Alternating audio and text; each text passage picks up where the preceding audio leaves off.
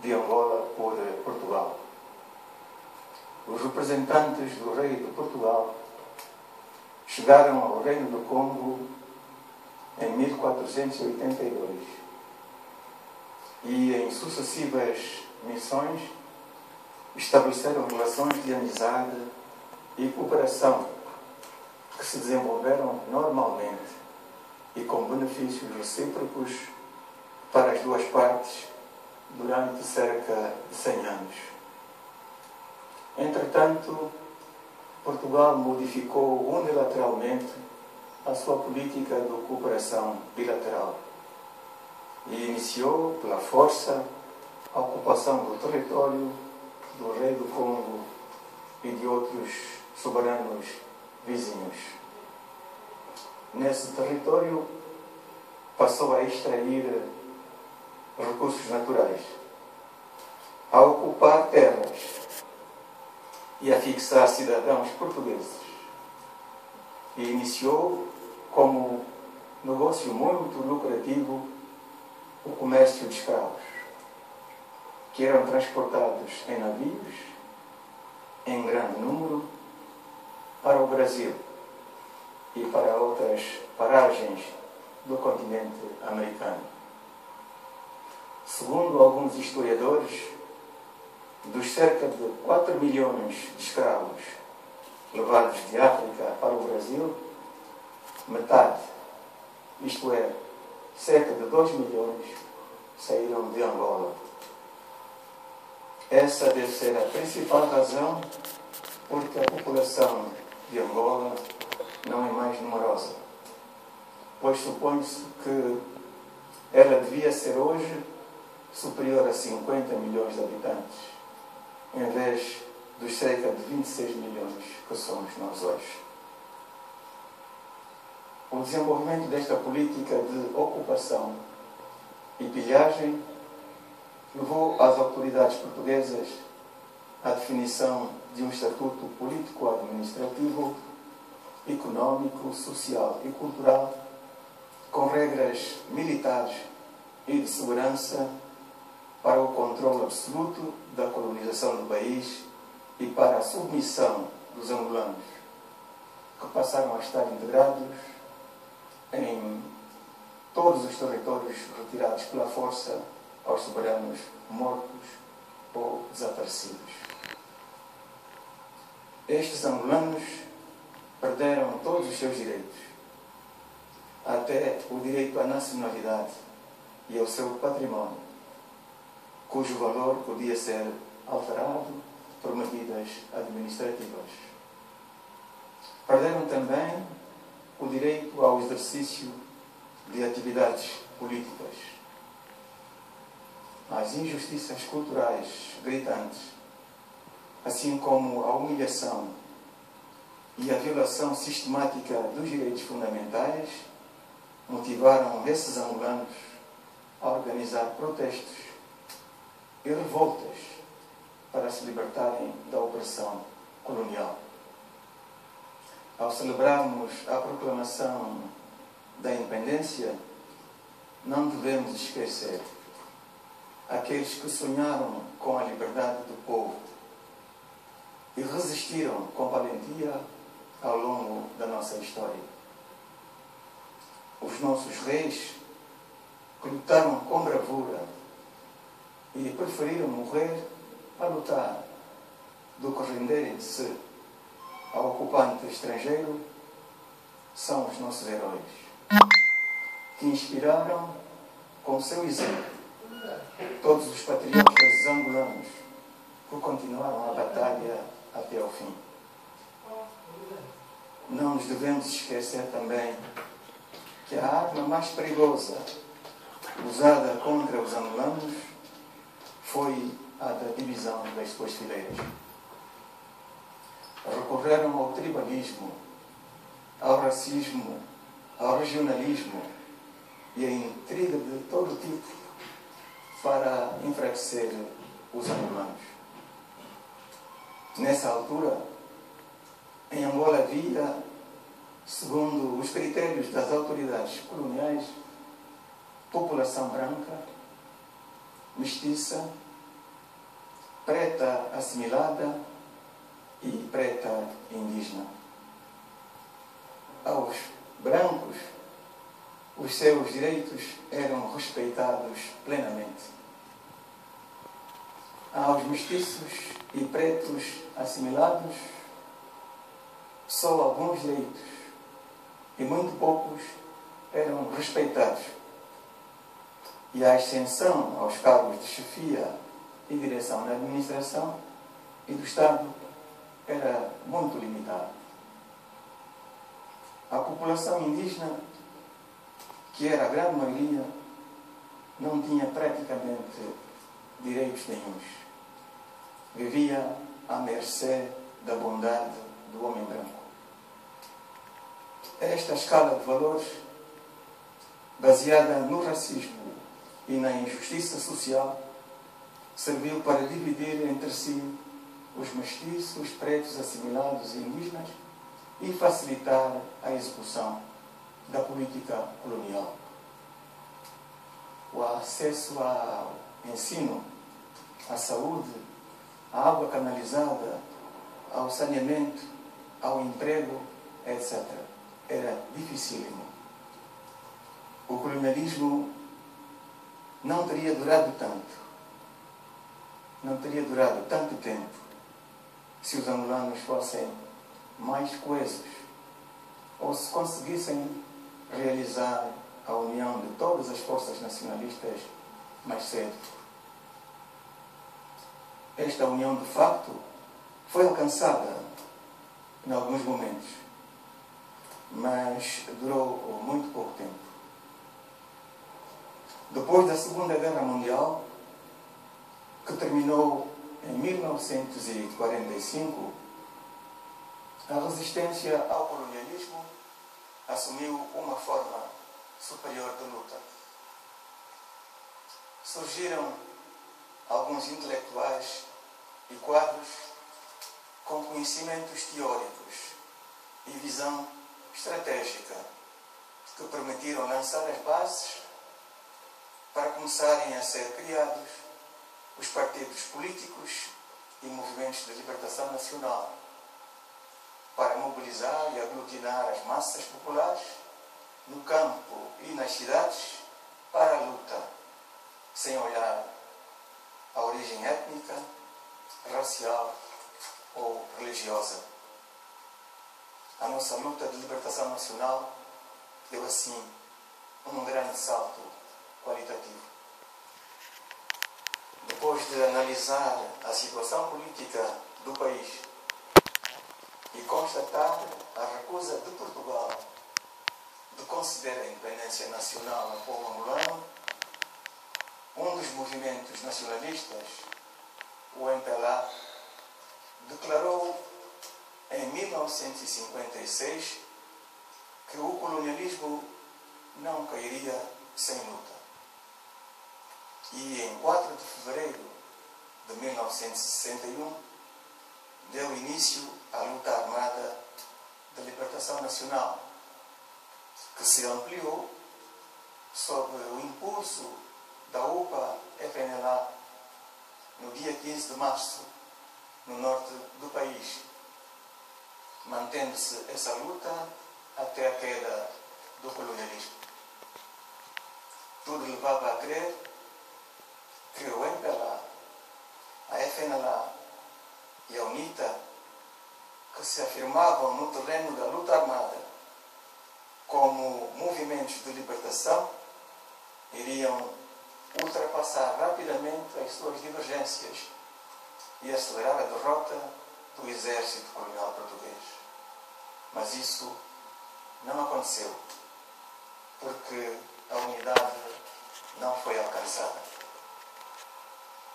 Os inimigos do povo angolano e adversários de então continuaram a dividir para melhor reinar no plano político interno e internacional.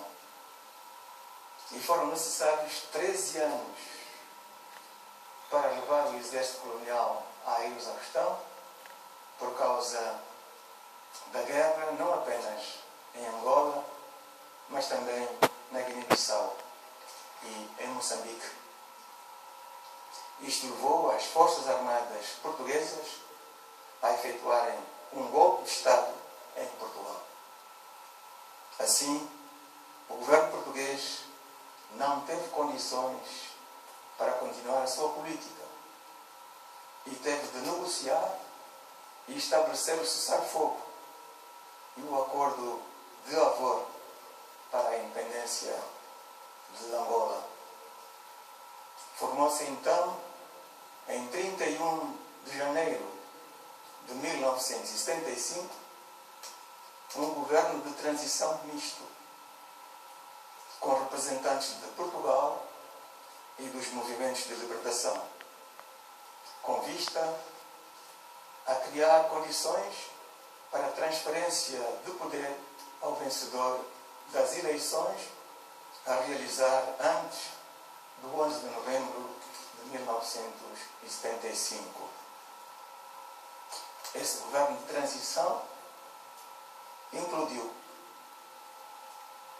porque, entretanto, reascendeu a guerra entre o MPLA, a FNLA e a UNITA, forçando-os a instalarem-se em momentos distintos em Luanda, no Ige e no Ambo, onde cada movimento acabou por proclamar a independência nacional. Mas foi a independência nacional proclamada pelo MPLA e pelo Dr. Antônio Agostinho Neto em Luanda que mereceu o reconhecimento interno e internacional. O Brasil, país ao qual nos ligam laços de sangue, acreditou em nós desde a primeira hora e foi o primeiro a reconhecer a nossa independência.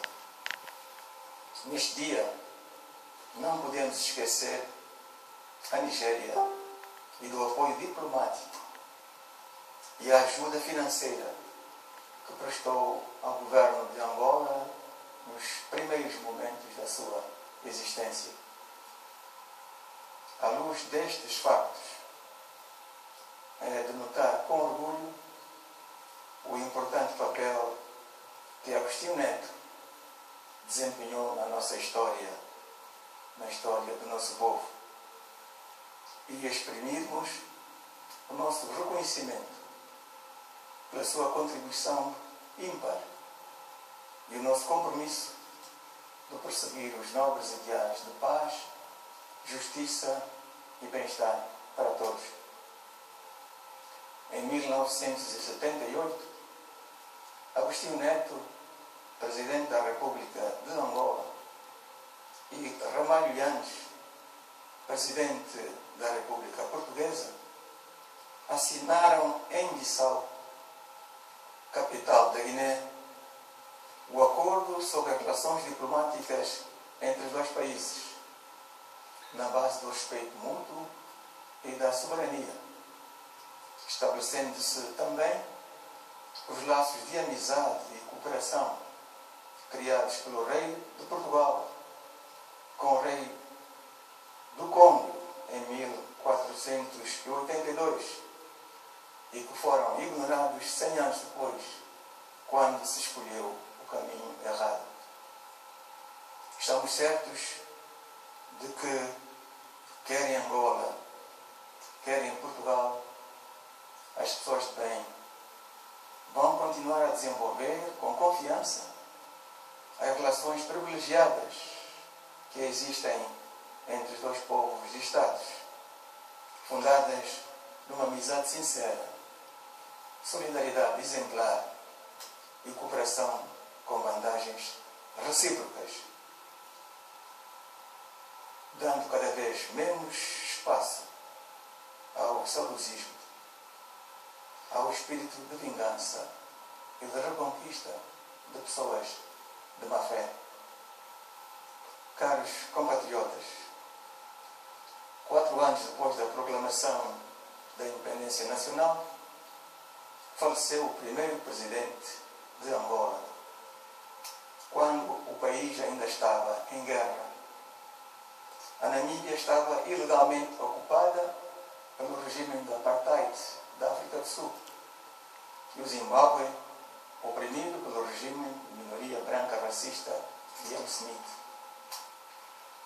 A República de Angola emerge, assim, de um conflito regional longo que opunha a África do Sul, dirigida pelo sistema do Apartheid, a toda a África, e em que os angolanos de Angola se encontravam na linha da frente do combate pela libertação total do nosso continente.